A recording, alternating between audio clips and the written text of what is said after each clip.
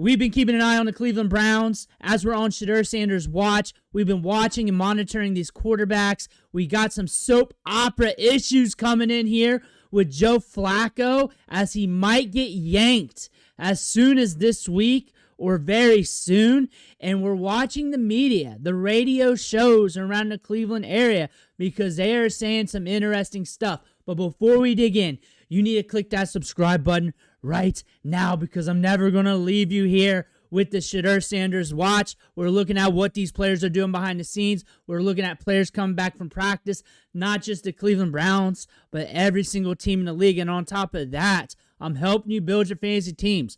There's pickups, lineups, everything. It's all here. It's free. There's multiple videos a day. Click that button. Stop missing out. But the big thing going on in Cleveland right now is what you going to do when Joe Flacco starts turning the ball over on you. Is Dillon Gabriel going to play on Sunday? Well, if Flacco turns the ball over in the first half, he will. See, Tone, you said 2 times, but I feel like if he throws a really bad pick and they're down 14-3, well, wouldn't you want to see what the kid can do? There is a chance that he'll play well and give the offense a spark it needs right now. Yeah, I still have confidence that Flacco's not going to play that poorly to yank him. Although Gabriel's time is coming. It's coming. They're salivating this. No doubt. Yeah. And by the way, I think he's going to do better than people expect. But good. The longer I hope so. they can hold that off, the better. But that depends on Flacco. This is a rough matchup against the Green Bay Packers. Micah Parsons has been feasting. They got some injuries on the offensive line coming in that they got to deal with here. And the Packers have been shutting down some teams. Now, you're looking at what Flacco did last week. We can't be turning the ball over. We can't be doing that, or we're getting yanked. I think people are overreacting. It's only 2 games, and one of them was a bad game. And however, I do say he's got to play better than that to keep his job. And I think Flacco knows that. How short is the hook in this game if the turnovers continue? Yeah, that's where I was going next. If they're losing 14-3 and it's as a result of a running back fumble in a special teams turnover, he's not going to replace Flacco. But if there are 2 interceptions and one's a pick 6, we may see it as early as this game. It's done. And this is an experiment we're looking at here. Dillon Gabriel is the next man up. There's some people that are very high on Dillon Gabriel. It's been called out the next Brian Sipe, next this, next that. They like Dillon Gabriel, Coach, a lot. They took him in the 3rd round. Yeah. He had a nice camp. He looked decent in the preseason. They want to get a look at him. How long, Herman? How long do you wait? Look, I'm not saying you can't win, okay, but if you don't, now you're 0-3, and you got to look at your offense, go, okay, is it time? I mean, you're going to start thinking about it. There's no doubt about that. And you're right about Gabriel. When I watched him in the preseason, he got the ball out now. I mean, the ball's gone. I mean, he was accurate. I mean, he got the ball out. I mean, he's a rhythm thrower. I said this, guys, when they drafted this guy. And you guys know, Cleveland, I mean, he reminds me of Brian Sipe. But all in all, still a rookie. Still had some rough practices.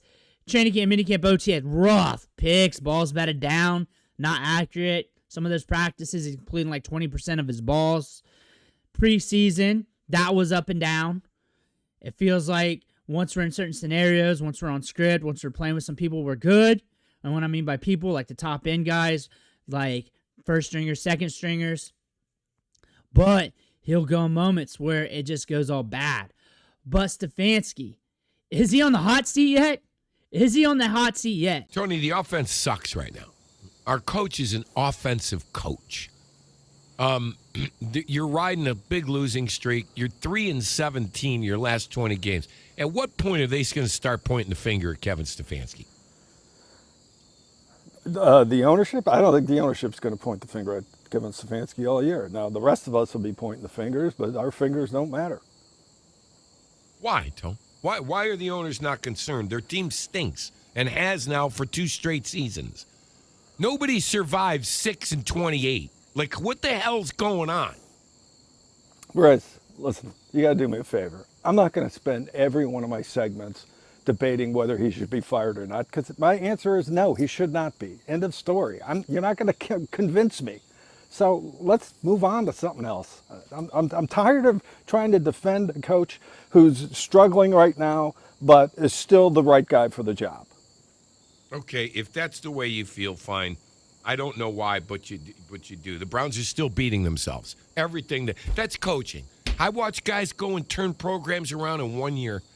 And they're just disciplined. Don't beat yourself. No preset penalties. No thing. Yet this is something that has happened here for 6 years, and we have to go through it. I don't know what you want me to do, Tony.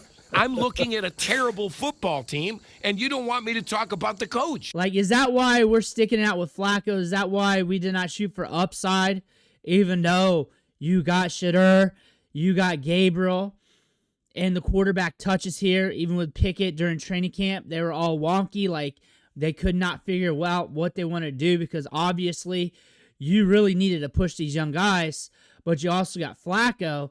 And Flacco low-key stated before that he wished he had more reps, but now the reps were all dispersed weird, and they did not know what to do. But you're rolling with Flacco because you're going to try and sneak out some wins. It ain't happening. The hot seat's getting hot. You got Reese maybe going to UCLA. Now we got to talk about the 2026 quarterback class. So you got that mixed in. You got the 2026 quarterbacks here making it a mess. They're competing every single week. You got a new quarterback added to the bunch that could be projected a first-rounder. It's a deep, talented quarterback class. First of all, Arch Manning was never coming here. Haslam told us that. Second of all, a couple of them are off to rough starts, no doubt. Klubnik in particular. But the kid from South Carolina, he got targeted. He got a concussion, and the guy got thrown out of the game. That's why they scored 6 points or whatever it was. Prior to that hit, he was like 6 out of 7, and he threw an interception in the end zone on his first possession. So don't count out Lenore Sellers just yet. Don't count him out, Chris. He threw a red zone pick, and he got concussed. But other than that, everything's great. I mean, Tony, I think you got to widen your look to the Oklahoma kid, John Mateer, that Riz brought up. Don't. He's not. Tony's not. No, I don't want that. Tony's not taking any more Oklahoma kids. No. Jesus, Tony. I'm going to still say there will be not plenty, but there will be choices to make at that position. Tony, to your point. Don't be surprised, Riz. You're going to love this statement. Don't be surprised if the 2026 season starting quarterback for opening day is Dillon Gabriel. But how are they going to get it right? Andrew Berry messed up on the quarterbacks. He's whiffed hard. So now I have to wonder, is he going to be held accountable? Is Andrew Berry going to be held accountable? And if they're not going to be held accountable for wins and losses, well, then I think a lot of fans are going to be really upset about that, bud. Well, I just don't know how you can spend north of $650 million combined over 2 seasons and win less than 6 games and feel that that's an acceptable return on investment. That said, part of the reason you're not winning is you don't have a quarterback that can win on this roster right now. That's just the cold, hard math. Joe Flacco gives you the best chance, but I mean, he's 40 years old, and you're seeing some of the deficiencies in his game that are age related. But of the players they have in that room, that's it. I mean, Andrew Berry's biggest miss has been in the quarterback room. He does not build good quarterback rooms, plain and simple. And he made the worst trade in NFL history, gave out the worst contract in NFL history. He inherited a roster that was built to win, and it was built for sustained winning. And this franchise has not done that under his leadership. He should be held accountable for that. What might save him, though, is the promise of this current rookie class. The fact that Quinshon Judkins made a very favorable debut. Mason Graham has made favorable debut. Carson Schlesinger, same thing. Harold Fannin making an impact early. So the fact that this rookie class is performing, that ultimately may save Andrew Berry. And as far as Stefanski goes, I don't know what people want from this guy. He can only work with what he is given. And when you don't have a franchise quarterback, when you don't have consistency at that position, when you're constantly trying to throw stuff against the wall, hoping something sticks, okay? He made the necessary adjustments last year and brought in Ken Dorsey. And that was a disaster. And the whole reason they brought in Dorsey was for Deshaun Watson. That didn't work. So I don't know what folks want more from Kevin Stefanski. I do agree, though, the way they lose matters. They want to win football games. I know, but like the way you lose matters. The way they lost in Baltimore was unacceptable. There's no question about that. The way they lost week 1 against the Bengals, well, you file under that. That's football. That's sports. Stuff happens. But they do need to be more competitive in these games, as far as I'm concerned, when it comes to the scoreboard if Stefanski stays. This is a team built strong at defense. You got Quinshon Judkins looking studly. Like Quinshon Judkins, a top defense, and a quarterback that can just not turn over the ball and make a couple plays every game. You should be coasting all right. And you're looking at what they're doing in the Cleveland radio shows. They can't get over Baker Mayfield. Well, I love watching Baker Mayfield right now. I absolutely love watching him. Why are we still talking about it on a Friday is my problem. Okay, if Joe Flacco plays really well, then I'll love watching that. Guardians are a game and a half out of the wild card. Baker. That's how bad it's been. That is how bad it's been. They're still talking about Baker Mayfield. He's been with Tampa Bay for multiple years. Before that, Carolina. It's been a while. You can't get over that ex-girlfriend as you're watching Dillon Gabriel, just airmailing balls right here in the highlights. But when you really think about that, that's how bad these quarterbacks been. And then you can't forget about Deshaun Watson lurking in the background. Some people will think he's going to be up. But you're looking at the reps for these young quarterbacks. You're looking at Dillon Gabriel. He's in a bad spot. This is a tough part of the schedule that you're going to have to come in. So you may come in and it ain't going to look good. There's a good chance of that considering what we saw in training camp. We're going to see Shedeur sooner than later. They got to sell jerseys. That's why he's still there.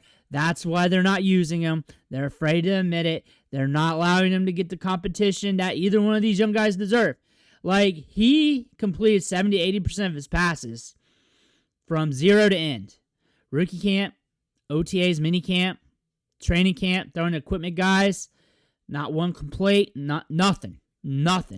You can hang your hat on that preseason game, but you can't hang your hat on the other preseason game and every single practice. That's the thing about that.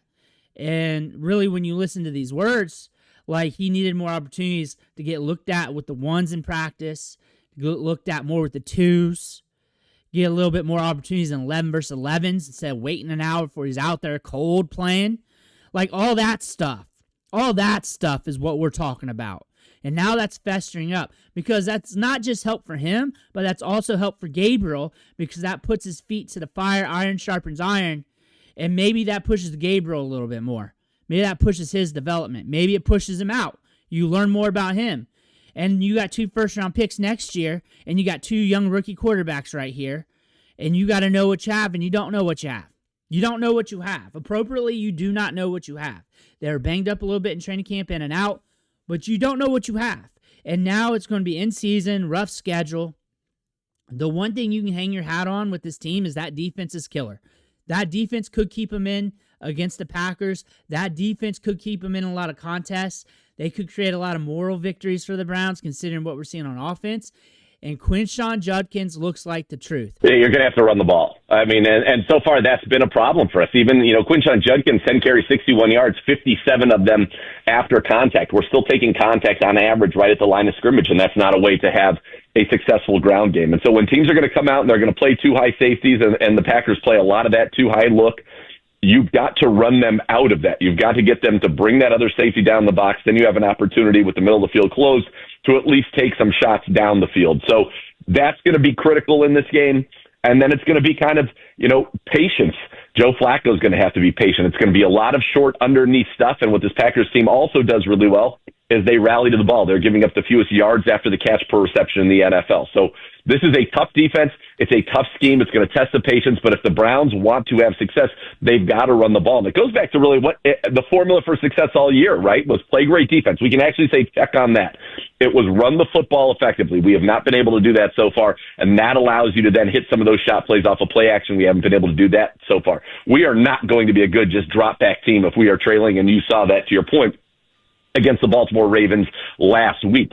So those are the things they have to do. And then the fourth thing they have to do is they got to be at least neutral and ideally positive on special teams. And so far, we've been a huge minus on special teams in each of the first two games. The missed kicks and then the block kick. We've given up big punt returns in both games. So the Browns, until they start doing those things, and of course the fifth would obviously be take care of the football, 9 straight games with 2 or more giveaways. Till they do those things, the Browns are not going to have a lot of success. But if they do, this is a roster with a lot of stars, and this is still the number one defense in the NFL. Number one total defense, number one running defense. You shut down Derrick Henry and Lamar Jackson last week. You shut down Joe Burrow in the passing attack in week 1. So you know this D is playing at a high level. We just need to give them some support in the other phases of the game. The thing is, if you're coming here, if you're a Shedeur fan, you got that nasty defense, and you can hand it off to Quinshon Judkins. Jerry Jeudy has not been living up to expectations. He's more of a good wide receiver, too. Cedric Tillman's been solid with the team. But, again, it's not like you're rocking Jamar Chase's Justin Jefferson's over here. So they really need to build this team up. And you got 2 first-round picks next year. Your defense is stout. You got 2 young quarterbacks here that if you're going to throw more capital at quarterback with after what you did with Deshaun Watson when you got 2 day 3 quarterback salaries right here, guys that have proven to do some good things in practice, yet some moments that were up and down. You talk about that preseason game with Shedeur. Maybe if you gave him more looks, maybe you put a little bit more into him. As we noted in practice, like we waited sometimes an hour before he comes in on 11 versus 11. And I get it. You need to get Flacco reps, but you shouldn't have took all these quarterbacks. You shouldn't have had 4. You shouldn't have done that. You should have prepared. You should have had something in mind. And then the lack of preparation for these practices lets you know that the leadership is kind of strange here because one thing, you're rolling with Flacco here trying to get by instead of trying to win. That's what you're trying to do here. That's how we started the season off. And that's what's coming up. We're 0-2 already. There's a high likelihood they're going to be 0-3. If they make this game tight, it's considered a moral victory. That is a sad thing to say about state of the Cleveland Browns. And now you're looking at Dillon Gabriel. He might get thrown to the Wolves against the Packers. You do not want him against the Packers. You do not want that. You got some tough matchups coming up. You got the Vikings, even though you're looking at J.J. McCarthy more than likely being out. That's in London. That's a defense that holds their own very well. That is something you don't want a rookie quarterback coming into. You're going to see Shedeur Sanders sooner than later. The tea leaves are crossing. I do not know what those words mean. I'm not the smartest guy in the room. But I can look at what these guys are doing and connect the dots here, that the ownership, the leadership of the Browns, and their ability to access or to promote or work the quarterback position through free agency, trades, drafts, whatever, ain't been working out. And a lot of it's just the top down. Like, they've had talent. They need to get the players in place. Their defense is getting very nasty. It should be nasty for years. Like, they got 2 young players in the draft that are killing it already. Harold Fannon's been killing it. If they get something out of these 2 quarterbacks, it could have been one of the best drafts. Could have been one of the best drafts in all of football from this year. It could have been if they can get one of these quarterbacks to hit. But they're not trying to push that. They're not pushing for the long term. They got a lot of eggs in that 2026 NFL quarterback class basket. They're parading around at Ohio State versus Texas. They're showing their hand. They're showing their hand. They're really showing their hand that they're inept. Andrew Berry's showing his hand that he's inept. And the thing that you're looking at here is now, the sad thing about this is you could be seeing 2 young quarterbacks' careers here get diced up due to faulty management. And I think that's something you got to stand up on, whether you like Gabriel or Shedeur. Like, you have 2 young quarterbacks here that have some promise. I like Gabriel as a backup for the long term for any team, like in and out, like being a journeyman backup, being a good backup in the league, spot starter. I like Shedeur because I think he can start. I think he's got the potential for that. But it's going to be hard when you're throwing the equipment guys. You got to get your pacing, your timing. You're playing with guys that have been cut. And then you come in the preseason, you deal with that, and you're dealing with, like, not getting your reps for your developments. The Browns are the Browns. That's why you got that meme of that guy in the jersey with all the quarterback nameplates. There's a good chance they're adding 3 or 4 this year to the nameplate. They're adding 3 or 4. There's a good chance. That's how bad this is. And a lot of people come to the channel, and a lot of people hate on me for one way or the other, but it's still the same story. This organization just fumbled the quarterback spot so bad, starting off like prior to Deshaun Watson, but that is the big fumble here. That is the big one. Now they got 2 first-round picks, and if they fumble that, and either one of those 2 rookie quarterbacks goes and pulls a Baker Mayfield somewhere else, Cleveland Brown fans, what's up with that? What would you do? What would you do? Because that could happen. That could happen. There's a probability of that happening. At least be good backups. I mean, I could definitely see these guys being damaged from what happened this year. Pacing, timing, everything. They're also in a spot here, low-key, that could be sneaky. All they have to do is not turn over the ball. Quinshon Judkins cooks. That defense cooks. And maybe they can carve out something for 2026. But it's also the Browns, and they're in love with these 2 first-round picks. Let me know what you think in the comments below. I want to hear about that. Make sure you hit that subscribe button on the way out. One thing for watching. Catch you on the next video.